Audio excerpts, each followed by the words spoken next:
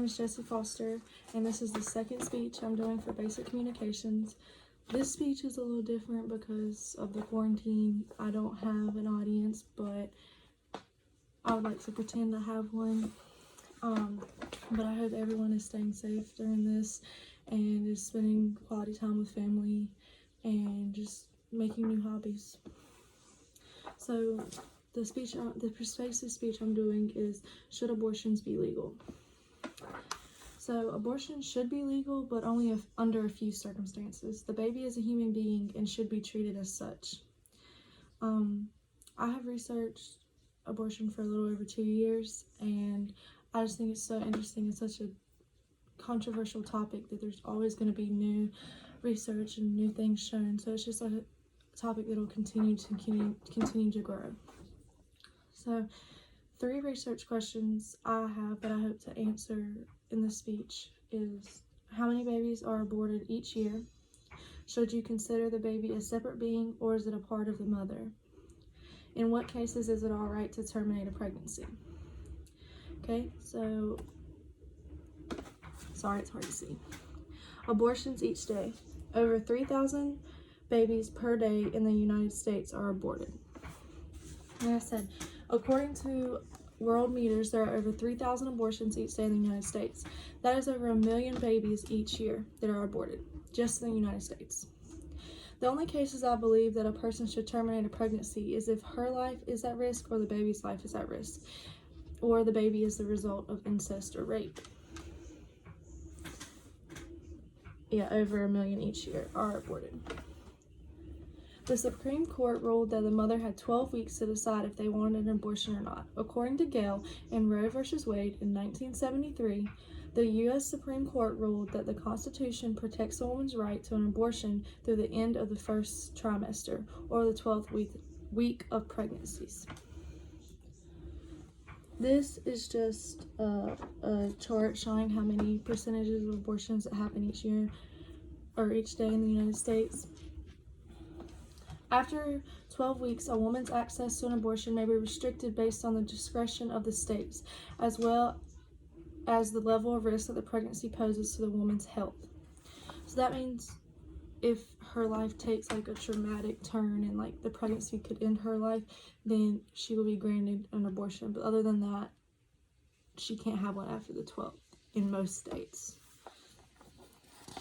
Both sides can agree that when someone's life is at risk that the pregnancy should be terminated. And when I say both sides, I mean pro-choice and pro-life, and I'll get to that later, but I just wanted to go ahead and say that. According to the BBC, if continuing with the pregnancy would cause the mother's death, even those most strongly against abortion accept that this is the case where abortion is ethically acceptable. Many people do not even realize there are health concerns after you have an abortion, not only physical, but also mental health issues. So some physical health issues that happen after an abortion is you can have vaginal bleeding, cramps, nausea, vomiting, sore breast, and fatigue. The physical health concerns could be, according to Healthline, are abdominal cramps, light vaginal bleeding, nausea, vomiting, sore breast, and fatigue. That's just a quote from the Healthline article. The mental health concerns are just the feeling of regret and what you did, and did you do the right thing because of how you feel about abortions, or did you end the life of someone who was growing inside of you? Basically, that means you're going to feel regret regardless because you ended the child's life. Whether it's going to be what would have been or what happened, there's research that proves it's going to be different for everyone, but somebody has some sort of regret.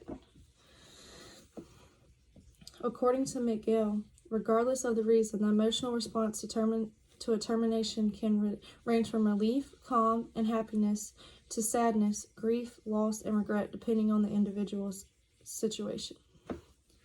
In conclusion, like I stated earlier, over 3,000 babies are aborted each day in the United States. That is over 1 million babies aborted each year. The cases where it is okay to terminate a pregnancy are when the mother's life or the baby's life is at risk. The baby is the result of incest or rape. The baby is not seen as a person, but just as being part of the mother's body to most. But I believe that the baby should be considered their own person because they are. A baby should not be murdered because you were not ready. If you want more information, you can call abortion help hotlines, or you could research your own concerns. So on my PowerPoint, I just have abortion should not be legal unless it is for certain situations. Situations where abortions are okay.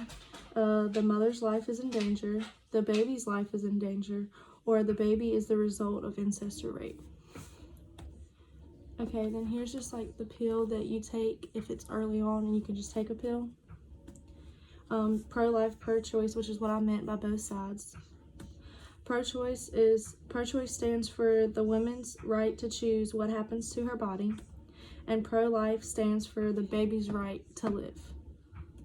And there's my works cited. Thank you.